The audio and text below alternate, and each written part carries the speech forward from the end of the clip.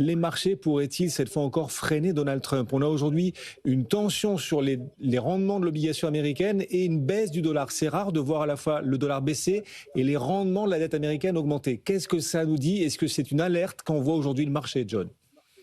Ah oui, c'est une alerte. Alors d'abord, il faut juste rappeler une chose. Vous savez qu'on parle, on parle que de Trump dans tous les médias.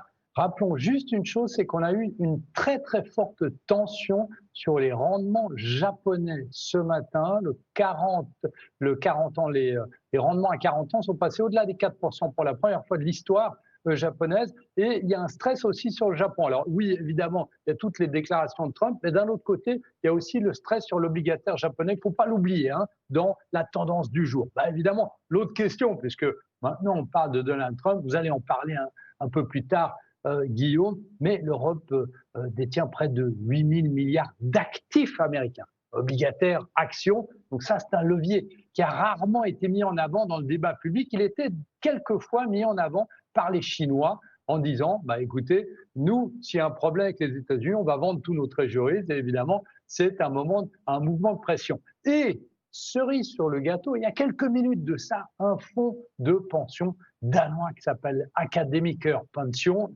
eh bien, on dit qu'ils vendaient tous leurs treasuries. Alors, ils ont seulement, entre guillemets, 100 millions de treasuries, mais ils les ont vendus en mouvement contre, évidemment, les déclarations de Donald Trump. L'autre question, c'est de se dire, oui, on vend, mais où est-ce qu'on va? Est-ce qu'on va sur l'Europe avec les questions politiques en France et en Allemagne? Est-ce qu'on va en Chine avec les interrogations politiques aussi? Et ça, c'est très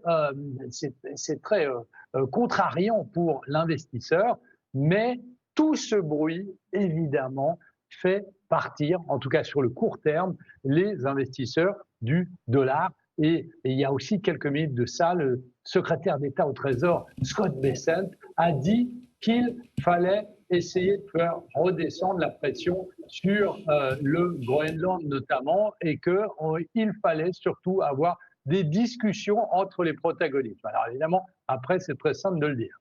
Oui, surtout après avoir mis un peu le feu. Oui, Vous Antoine. l'avez toujours connu, ce mec-là, dans vos relations, qui vient vous embrouiller, vous prendre la tête et qui ensuite vous dit « Ah, mais moi, je ne veux pas m'embrouiller. » Voilà. Oui.